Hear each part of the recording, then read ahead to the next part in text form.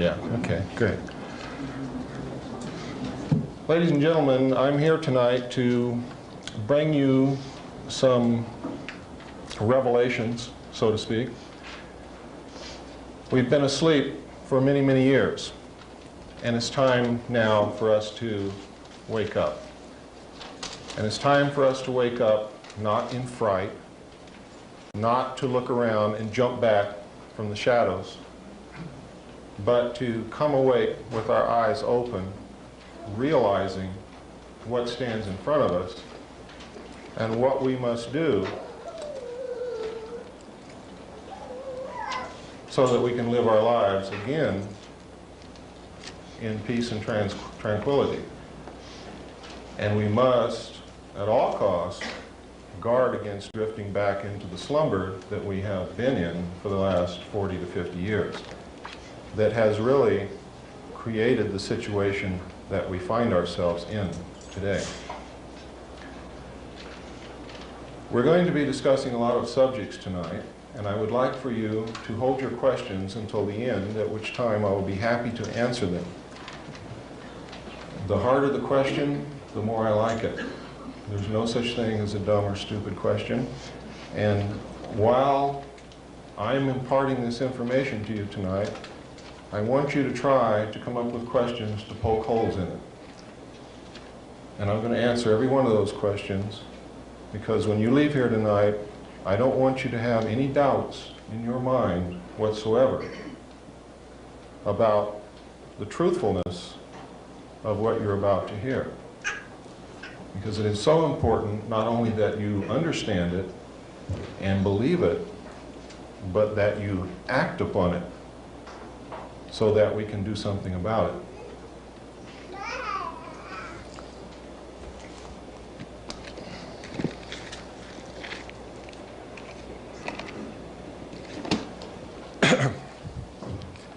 We tried to get a large television set tonight, and lo and behold, in the entire city of Sedona, this is the largest we could get. So if you'll bear with us, I'm going to be showing you some videotapes. Most of them we're going to play through once, because the audio will be enough for those of you who aren't able to see it from the back. When I get to the Kennedy tape, if you are unable to see what you need to see, after we play it the first time, let me know. We will then ask the people in the front to stand up and move back, and those of you in the back come forward. We will play it through as many times as we need to. It is important that you know that you've been lied to, that your own government assassinated one of our presidents. And we're going to show that to you tonight. I would like to thank some people now and talk about some material that you're going to be seeing here in the future. I would like to thank especially Eve Bruce, who through long-distance telephone conversations really started this rolling and was the one who put it together for you. I would like to also thank Mr. Ed DeMar, who was sort of in partnership with Eve to bring this about and did an awful lot of work on it, and who has written a book called Lèse-Majesté. It's by Ed DeMar, and it covers or concerns a lot of the material that I'm going to discuss tonight, and a lot of the things that Colonel James Boegreitz is talking about across the nation. I have read a good portion of Mr. DeMar's book this morning, and I have to tell you, it is one of the most in-depth, most well-researched, most well-referenced works of its kind that I have seen, and includes the best bibliography on this subject, which is available for all of you here tonight. You can pick up this bibliography from the table back here, and the reason we put it out for you to pick up is because most of what I'm going to tell you tonight, you can find out for yourselves through your own research. Most of the information that I'm going to give you is not secret. It has been in the public domain for many years. However, we have been extremely, trying to think of a nice word for it, but I can't. The word is really negligent. Asleep. We have abdicated our role as the watchdogs of our government. Instead of reading, instead of questioning, we watch television. We believe everything that Dan Rather tells us, amongst others. He is just one. There are many, and I'm going to tell you a little bit about that later, who lie to you every night on the 6 o'clock news and the 11 o'clock news. So that we get started off on the right foot, I'd like to preface my talk with something I think you need to hear to put you in the proper frame of mind and keep you, I hope, from becoming afraid. Fear is a worse enemy than any other thing that we have to face. Ladies and gentlemen, the world needs to hear the truth. It's long overdue.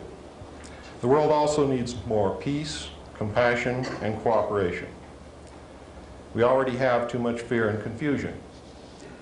And too many people are feeling hopeless and victimized. What is offered here is startling information. And what we ask is that if you choose to accept it, you do so with the understanding that it would not come to our attention now if we did not have the ability to successfully respond. But successful only if we bring our highest thoughts, energies, and feelings to take positive action. We are not here to create more confusion, fear, or negative energies of any kind. And it is important that we not give in to these in ourselves, as it would only add to what the world already has. Fearing and fighting is the old way. We've tried to change the world, and the result has been that those who managed to be the victors brought the same constrictive and negative patterns back into power. We have now come to the threshold of a new understanding, that we must fight fear with confidence, hatred with love, separateness with unity, and beliefs of being a helpless victim with the acknowledgement and acceptance of the power we have to create our own lives and then the world. It can only go in that order. For if we are still creating confusion and negativity in our own experience, we can only contribute that to the world. We can change the world, but it will not be by outward action alone. To the extent we can bring truthfulness, compassion, and peace in our own lives is the exact extent to which we will bring them into the world. This does not mean that we have to sit in our rooms until we perfect our own lives, but to realize that if we see ourselves as victims, we will be victimized. If we perceive part of the world as separate, wrong, or evil, that is exactly what we will have. This story was beautifully played out in Star Wars. Luke had to gain his own inner power first by his belief in his connectedness with all things, and could only succeed in battle by not giving in to negative feelings. The problems that have arisen in our world have come as a reflection of our own collective fears, beliefs in separateness, and refusal to accept our own power and responsibility for the events in our lives. If we give in to these same feelings again, the battle will be lost before it is begun. Now I want you to bear that in mind. I want you to bear in mind that what has happened over the years, we bear a major part or portion of the responsibility. And it is up to us, in the abdication of others to correct the situation, to correct it. We are powerful. each and every one of us, is worthy, is powerful, has great potential to change the world. If you look back through history, you will find at least 27 incidences that I can pinpoint where one man or one woman has changed the entire world.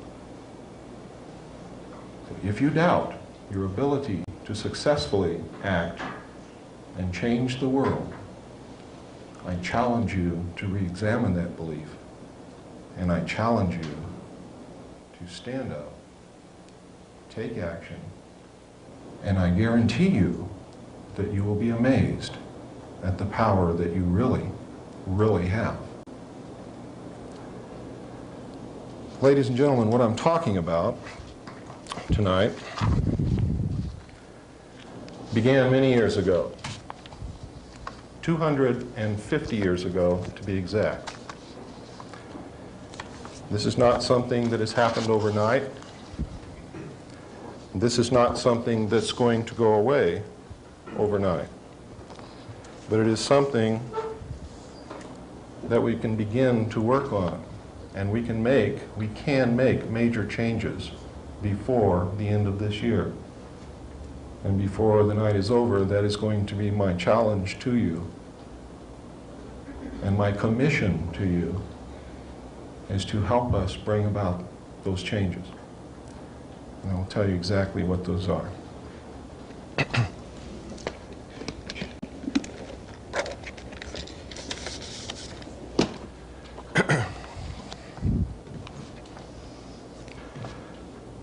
I'm going to brush over the brief history of this because what I want to do is get to the meat of the matter that's happening today, because that's really what concerns us. But you need to know how it all started. About 250 years ago, there was a man who was contacted by, you might call it a channel, you might call it an alien being, you might call it a spirit, whatever you call it. This entity that contacted this person set in motion one of the most far-reaching, longest-lasting conspiracies known to man. It began with the Illuminati. It began with the Illuminati right from the inception of the Illuminati as a plot to depose the rulers of the countries of the world, take down the national barriers, create a one-world government with the core members or executive members of the Illuminati at its head, concentrating the power of the world and the wealth of the world in their hands and subjugating the rest of the human race literally to serfdom. When the heads of the monarchs of the countries of Europe uncovered this plot accidentally, they immediately banned the Illuminati. They put a price on the head of the members of the Illuminati, and they quickly disappeared and took to the holes in the ground. They were sheltered by other secret groups. You will find that all of the secret societies that are concerned with this particular conspiracy, all through the years, always have levels of initiation for their membership. I'll explain to you why that is a little bit later.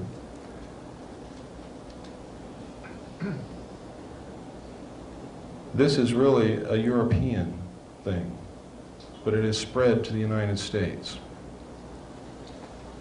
The major controlling membership of these secret societies is a group known as the Round Table of Nine. They are the heads of the most powerful banking families in the world. When you get right down to it, there are only 9 families who control the wealth of the world, and that is the 9 families whose heads make up the Round Table of Nine. Beneath the Round Table of Nine, there's an international organization known as the Bilderbergers. The Bilderbergers are a major player in this. Beneath the Bilderbergers, each nation has its own group. Most of the European nations look to the Club of Rome. In the United States, it's the Council on Foreign Relations, and in recent years, in our generation, the Trilateral Commission. You may not realize this, but they are one and the same. The Trilateral Commission branched off from the Council on Foreign Relations to give you something to hang on to should they lose political power. It is an old ploy. It's the same as in the playoffs for Major League Football. You have two teams and you play yourself. You cannot lose. That is the theory behind the split. Now that you know a little bit of the history, and not too much, because I really want you to go start reading for yourself, and you will find that there's plenty of material to give you food for thought, a lot of hours of reading, and a lot of productive research. Our story really started in around 1936, when Germany recovered a flying disc. It is not clear whether they entered into an agreement with the aliens and were given the disc, or whether they took the disc, or whether the disc crashed and they just came in possession of it. The method by which they did this is not clear. It is clear, however, that they had a disc as early as 1936, that they were attempting to duplicate the technology in an area known as Peenemünde. When we went into that area after World War II, and captured Peenemünde, we found safes, file cabinets, drawers loaded with documents on the alien technology and on the attempts to reproduce the technology. We found pieces and portions of hardware. We found some of the scientists in our sweep trying to recover them. Many of them, however, were captured by the Russians. Much of the hardware was also captured by the Russians, and the Russians may have captured the original disc, because we certainly didn't get it to my knowledge. Notice I say to my knowledge, because I was not privy to every scrap of information. When we found this at the close of World War II, we were extremely concerned. We didn't know what to do about it, but we immediately set the scientists about working on trying to duplicate the technology, or at least come up with it on our own. Most of it we did not have to duplicate until 1947, when, as you've probably read or heard, or recently if you watched Unsolved Mysteries last Wednesday on television, you saw what was described as the Roswell incident. The Roswell incident is a true incident. It did occur. It occurred near the city of Roswell, New Mexico. And what actually happened, there was a thunderstorm. A disc was seen flying over two cities in the direction where the wreckage was found. The disc either exploded in the air or hit something in the air. But whatever happened, we know it happened in the air because debris was found in two different locations. There were large amounts of small debris scattered over a ranch that belonged to a Mr. Brazel, who was an old-time cowboy. He was a very honest man and reported it. Several miles away, there was a large, intact majority of the saucer, actually, or the disc, found on the ground with several dead alien bodies. The reason I say several is there are accounts that there were 4. I saw pictures of 3 of those dead alien bodies in a report called Project Grudge, which also included material from a report called Blue Book, report number 13. So, I'm not sure whether there were 3 or 4. I saw photographs of 3 of those bodies for sure. Really, it doesn't make any difference if there was 1 or 50. The important thing is that it occurred, and that there were dead alien bodies that were not of this world. The technology was not of this world. We could find nothing within that craft that we knew anything about. We could not find electrical wires, we could not find vacuum tubes, we could not find hydraulic actuators, accumulators, control valves. We didn't know what made this thing tick. Immediately, it was classified secret. It was carted away. The press was told first that they had recovered a flying saucer. Second, that no, it wasn't a flying saucer, it was a weather balloon. When the local newspaper tried to put it out on the wire service was interrupted, and a message came across the wire to the local news service stating that they were to cease transmission immediately. What they were transmitting concerned the national security. The message was from the Federal Bureau of Investigation. And this is documented. The witnesses are still alive and have so testified to this fact. What happened over the next several years, really that's the most important thing that initially happened. The second most important thing that happened, and there were other crashes in between, the second most important thing that happened is that we found 2 discs in the vicinity of Aztec, New Mexico in 1948, which contained human body parts. Now, this caused the classification to go from secret to way above top secret, because there was a great fear of a national panic. Now, this was before they ever did a study to determine whether or not they believed the populace would panic if the information that aliens were here was disseminated. But they knew that if they told the public, or if it got out to the public by some means, that aliens were not only here, but were flying around in craft which contained human body parts, that's another story altogether.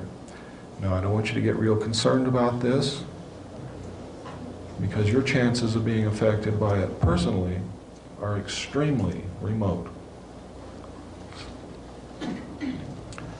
The next really important occurrence was the fact that in 1949, again near Roswell, 2 discs crashed.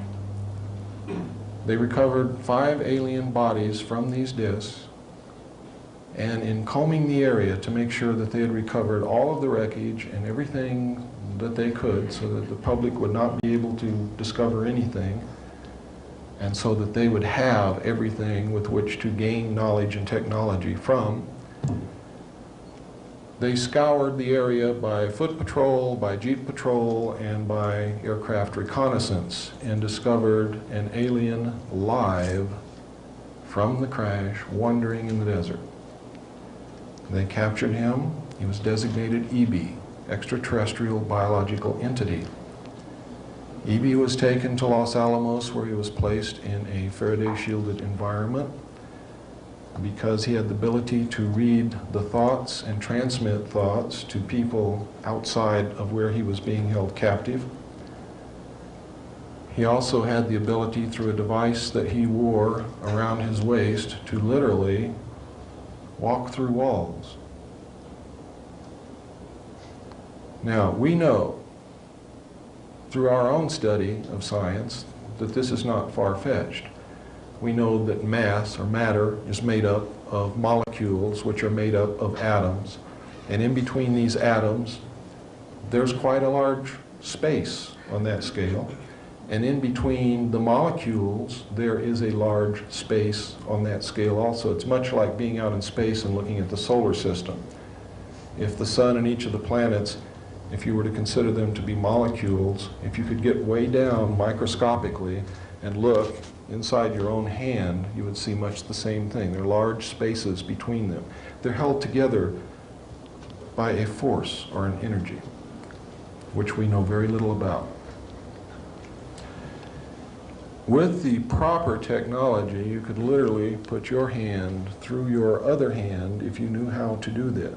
The aliens apparently do, because they can not only walk through walls, but they are apparently able to abduct you from your bed in the middle of the night and lift you out through your ceiling without opening any doors, without lifting the roof, without opening any windows, and you pass right through it with no ill effects, and they can put you right back down in your bed in the same manner. Now this sounds totally insane, doesn't it? Doesn't it really? Because I have to tell you, quite frankly, when I was reading this material, and when I was studying the abductee reports, and when I first came across this, I thought it was crazy. I thought it was insane, until I realized that it was absolutely real. I want you to also bear in mind, ladies and gentlemen, that it was not too long ago, and it really wasn't too long ago, that if you mentioned to someone else that in a few years man would be flying through our own atmosphere, you would have been laughed at, ostracized, and probably kicked out of town. Then not long after that, when we did have aircraft and were carrying passengers flew through the air, if you had suggested to your neighbor that in a few years a man would be walking on the moon, you would have been laughed at, ridiculed, and maybe run out of town. Literally, when we put a man on the moon is when I realized that nothing is impossible. Nothing ever again can be impossible. The next most important thing that happened after they found E.B. came a few years later. E.B. became ill, and they tried to save him. They were unsuccessful. They didn't know how to go about it. But in an attempt to save him, and also in an attempt to gain favor with this technologically superior race, they began broadcasting out into space for help.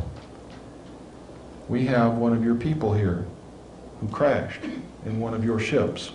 We're trying to save his life. He's dying. Please help us save his life. By doing that, they hoped, number one, to make contact, number two, to make friendly contact, number three, that the aliens would see us as a benevolent people trying to help one of theirs and would not attempt to destroy us or hurt us. Because we realized that their technology was so far ahead of ours that in any military confrontation of any kind, we would have had no chance whatsoever. And basically that is still true today. What should give you good feelings is that if the aliens wanted to, they could have done anything that they wished to us many, many years ago, and they have not done that. So I see that as good. Hopeful. I see it pregnant with all kinds of hope and possibilities for the future. Because we know as the human race, what we usually do to an inferior culture, if we're technologically superior, is usually not that good. So there is a great deal of hope. There's a great deal of promise in that.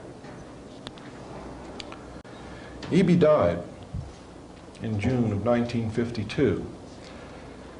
As of the time of E.B.'s death, we had not had any answer to the message that we had sent out into space. The movie that you saw, called E.T., is the story of E.B. They have changed some things around to make it more palatable to you. The beginning of the story, he's running around in the desert. He's lost. The government is chasing him. In the real story, the government caught him. In the movie, the little boy gets him. And they form this symbiotic relationship. They're each getting something from the other. And it's a wonderful story. Well, in real life, the real life E.B. was assigned an Air Force officer to watch over him, become his friend, get as much information from him as he could, be his mentor, be his captor. And the same symbiotic relationship developed between E.B. and this Air Force officer, to the point where when E.B. died, the Air Force officer cried. He was deeply hurt. He'd lost a dear friend. because he had been with E.B. literally night and day since they had found him. In the movie, E.B. gets very ill, and everybody's very concerned. And the little boy plays the role of the Air Force officer. And you see that he cries. But in the film, he lives. E.T. Call Home was Project Sigma to attempt to make communications with the aliens to come and help save the life of E.B. The government, ladies and gentlemen, is giving you information at an unprecedented rate every day.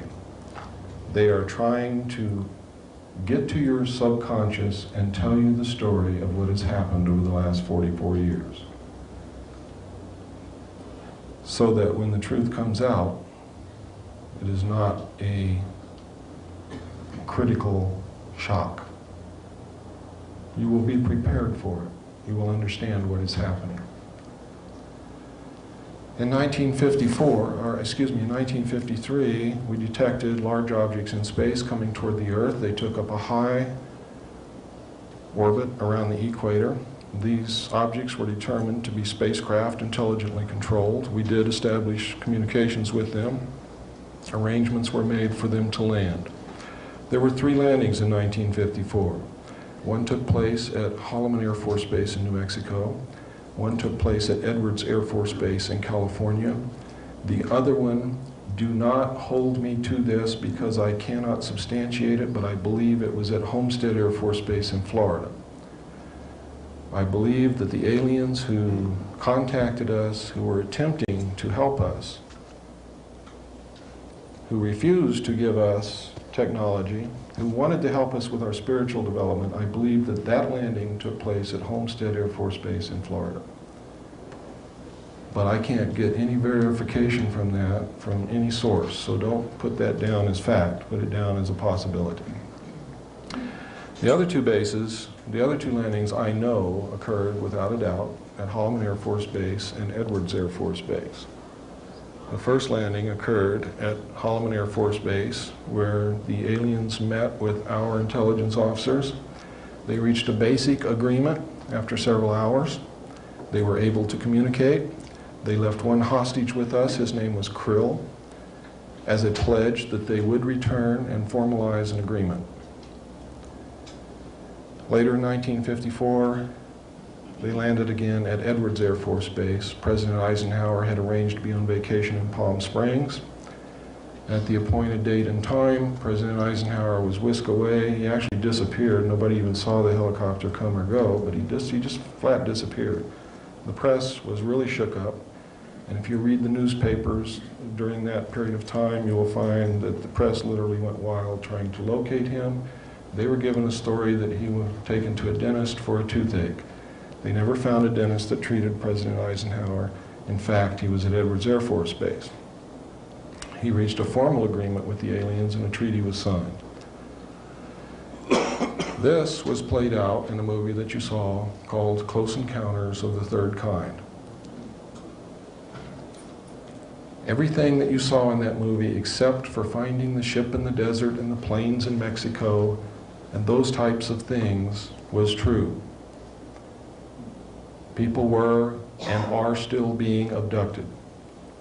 People were and are still being picked up and relocated, decontaminated, brainwashed, given new identities, and put back into society in some other location. It's for their own protection, really. In most cases, in some cases, it's a travesty of justice. People are being implanted. The implants were played out by the silly little tune that people got in their head. That represented the implants. They couldn't get this out of their head. They would have a close encounter with an alien disc, and they would hear this tune, and they could never ever get rid of it. And it drove them to do some crazy things. And there are people today who are being driven to do some crazy things. I know some abductees who wake up one morning after they've had an abduction experience, and they've got to move. And they've got to move to a specific place in a specific state, and they've got to do it right now. And they don't know why. And they've never been there before. And they have no friends there. They don't even know what the place looks like, but they get all their kids, they pack up, and they leave, and they go to Sedona, Arizona.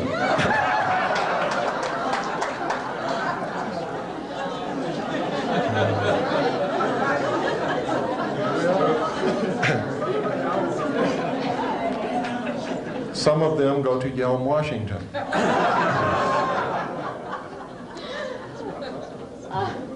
There are areas in the United States where people are being driven to. They don't know why they're going to these places, but they're going there. Usually they have been abducted. Usually they have been implanted. Well, let me take that back. I guarantee you that everyone who has been abducted has been implanted. And the time that I saw the information between 1970 and 1973, the official Office of Naval Intelligence figures was 1 in 40, which works out to 2.5% of the population. How did they get these figures? It's very simple, ladies and gentlemen. At that time, they still had the draft. At that time, they had draft quotas from every state representing a certain percentage of the population. A certain percentage of the population of young men had to be drafted according to the percentage of the total population that lived in that state. When they came in for induction into the military service, they were given an extensive medical examination, and even at that time, ladies and gentlemen, we did have magnetic resonance imaging capability, but the military did not put it out to the civilian community as yet. This was a new technique, a new development. They found that according to the number of implants they found in the military inductees, based upon the percentage of the population of that state from which they were taken, that the number of people in the United States who had been implanted was 1 in 40. I sincerely believe that that was an underestimate, maybe a large underestimate, simply because now today most of the abductees are women, and that sampling was taken from only men. Why they're mostly women, I don't know. It has something to do, I do know, and this may not be the only reason, and that's why I say I don't know what the whole reason is.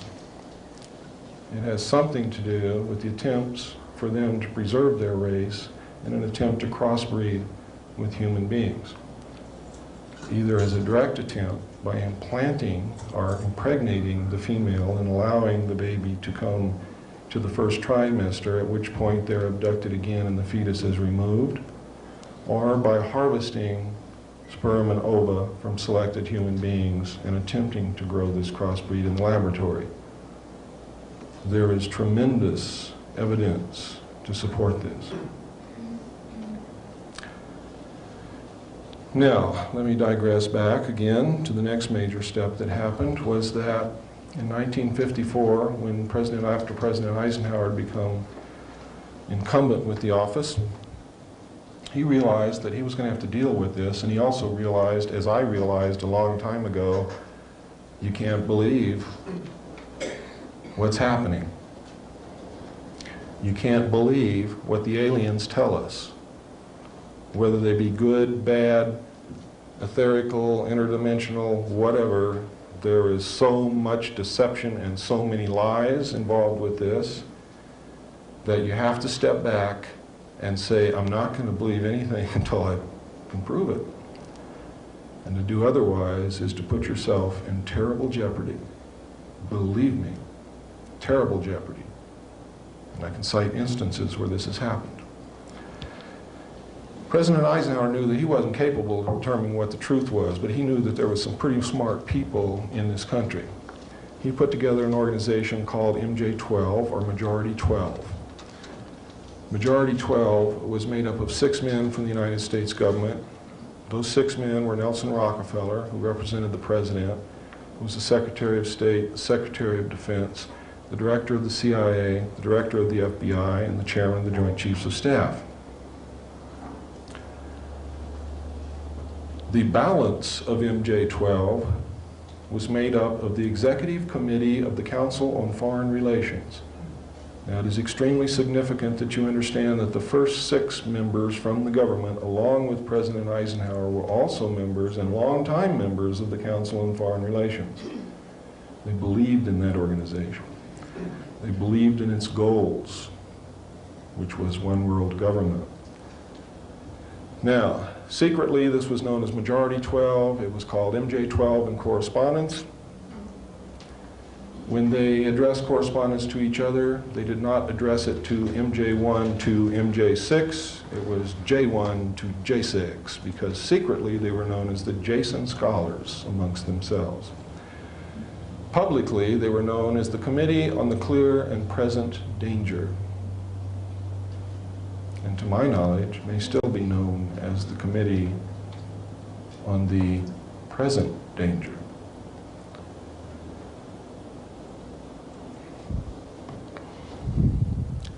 I remember MJ-12 as being 12 men. However, I am still in the process of remembering, and my memory is constantly being joggled and jiggled. And one of the reasons I may have remembered it as being 12 members on Majority 12 is that they had to have a majority of 12 votes to carry anything into action. Thus Majority 12, thus Operation Majority, thus the Majority Agency for Joint Intelligence. That's where that name really came from. Which means they literally had to have the vote of every member on it if there were really 12 members. But having to have 12 votes to carry, being named Majority 12 or MJ-12 could have just been enough to make me believe that they only had 12 members. My memory is beginning to joggle now, and I'm starting to believe that maybe there was first 6 from the government and 12 from the Executive Committee of the Council on Foreign Relations, and that there may really be 18 members on MJ-12.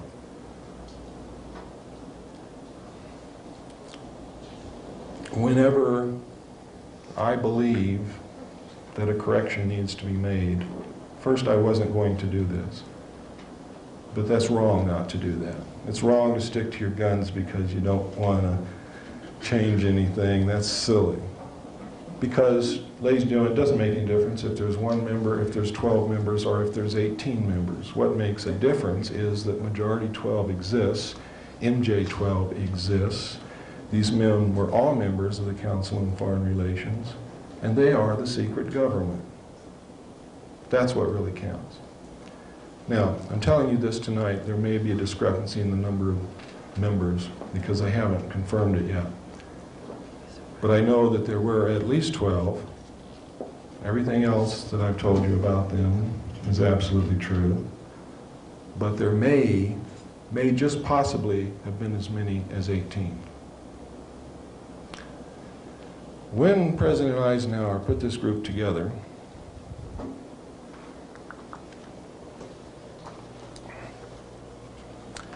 oh, thank you. I didn't realize how thirsty I was.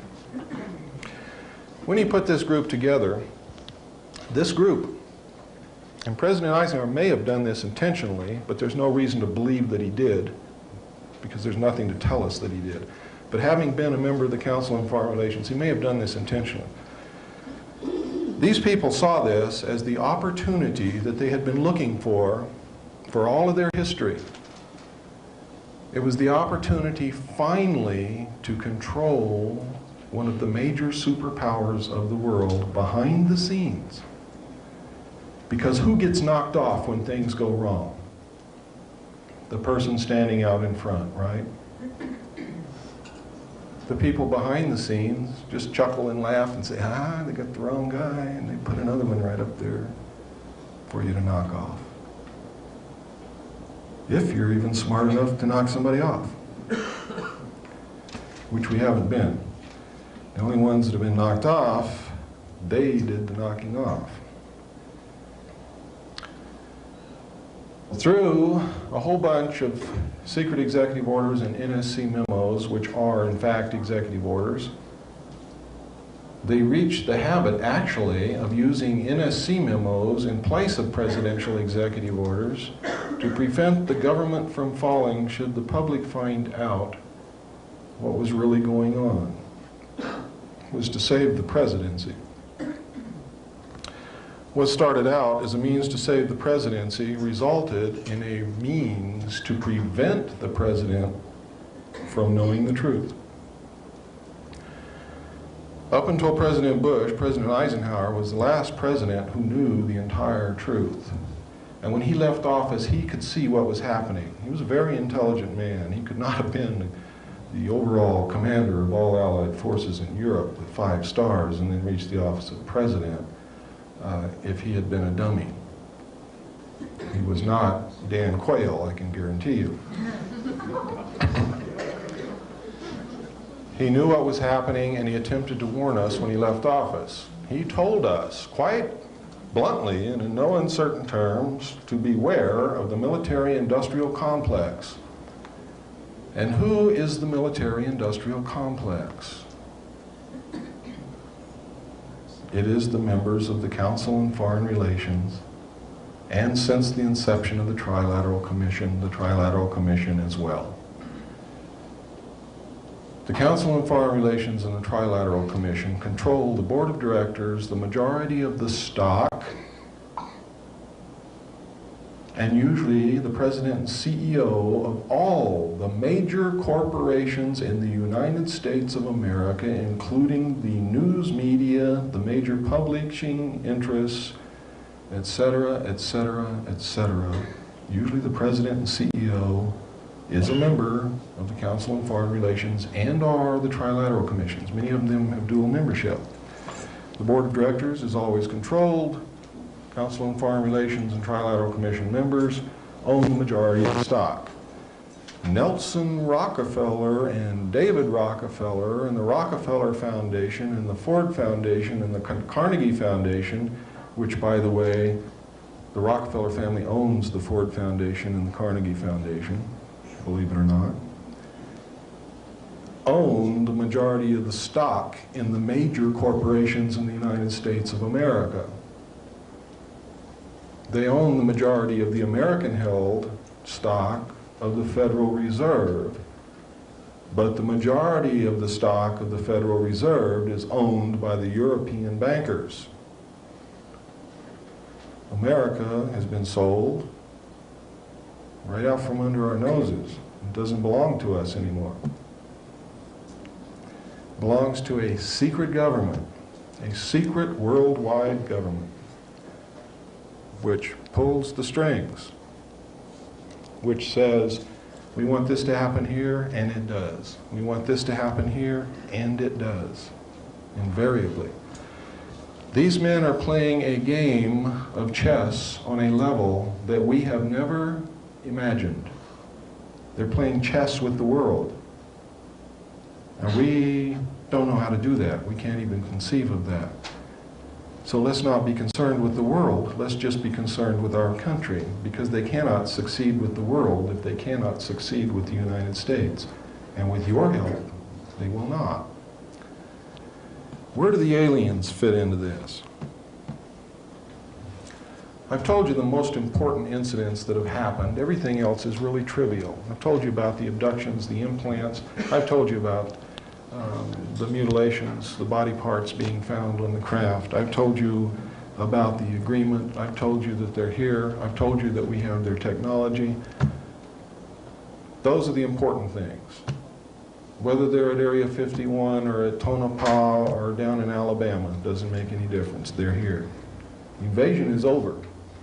It's all over. Don't look for an invasion from space. It has already occurred and is over with.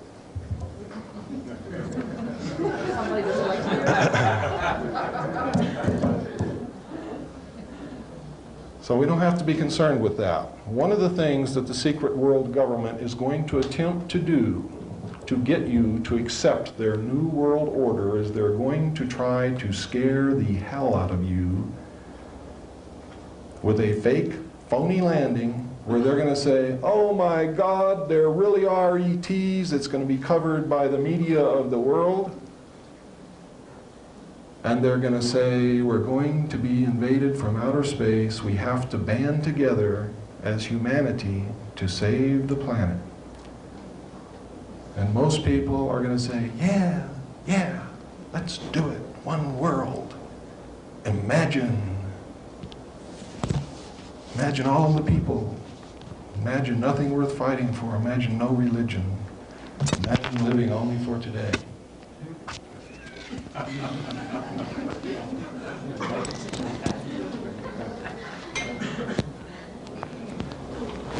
These events are always fun and unpredictable.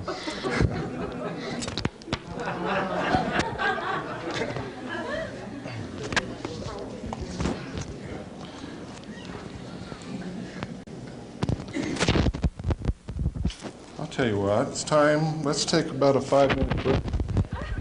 Came up and ask quite appropriately, who the hell are you?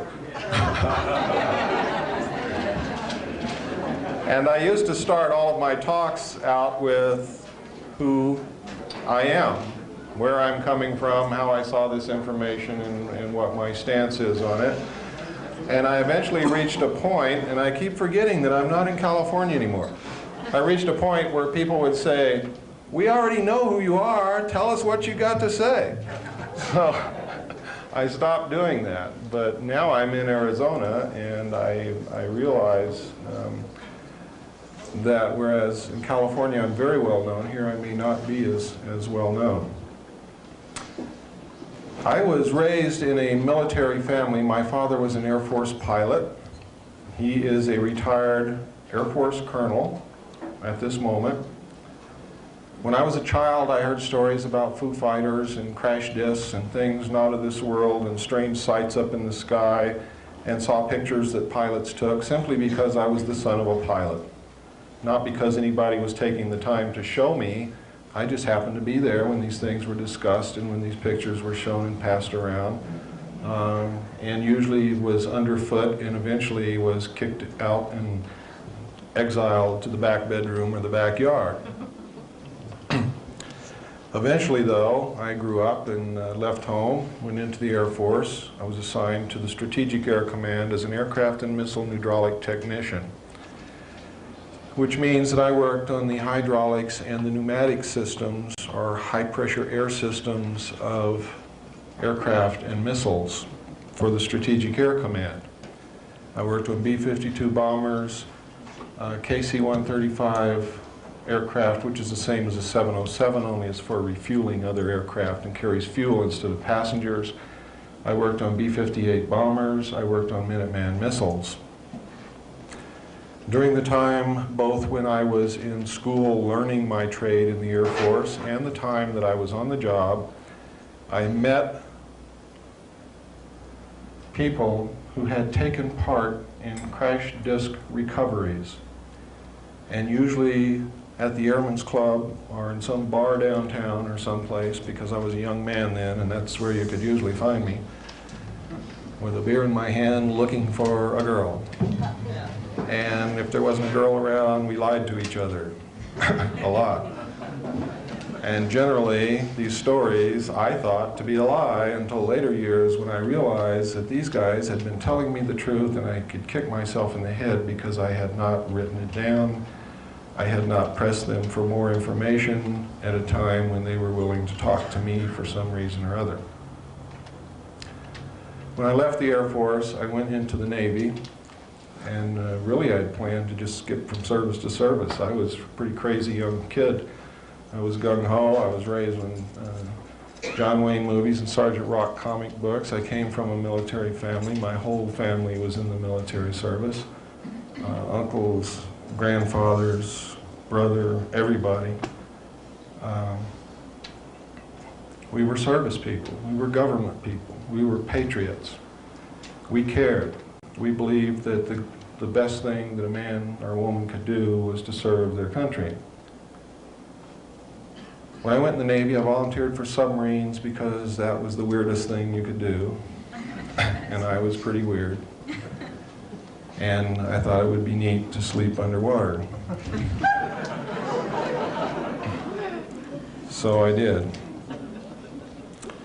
While I was on submarines, being junior in the Navy, real junior, I had to stand lookout watches. Lookouts are well-trained professional observers. They are not just someone that they grab out of the galley and stick it there with a pair of binoculars. You are well trained, because before you yell to the officer of the deck that you got to shoot at something coming at you off the port beam, you got to know that that's really the enemy and not the admiral coming out for a visit. And that's really the main reason for it.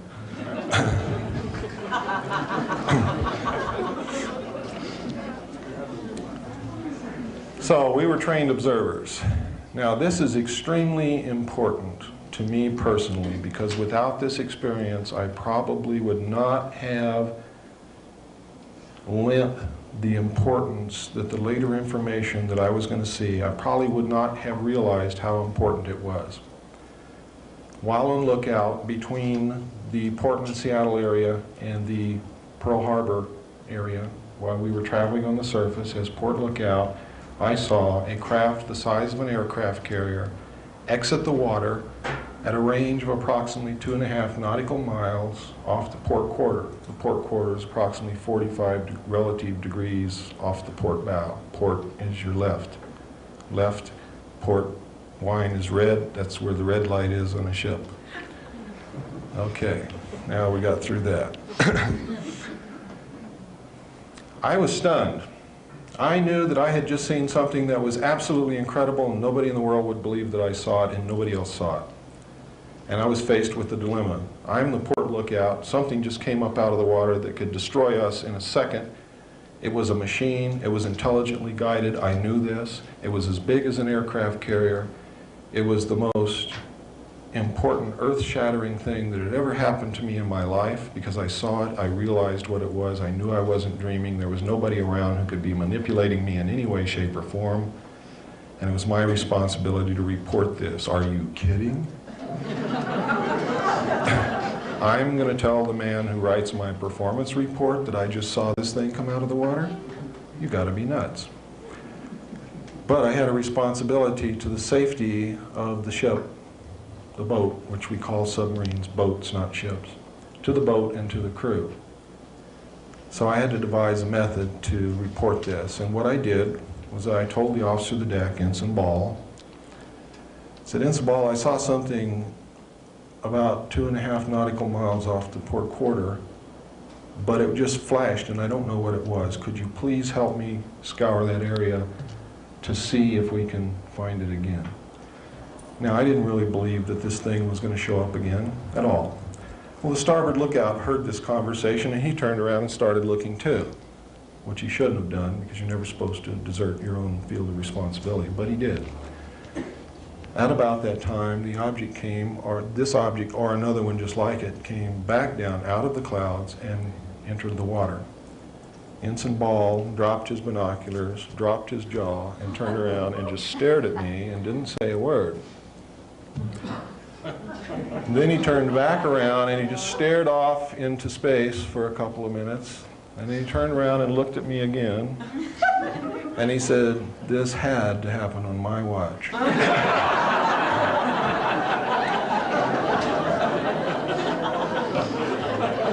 He then called the captain to the bridge, which on any naval vessel means that there is an emergency in progress. You do not call the captain to the bridge unless there is an emergency situation, unless his presence is needed.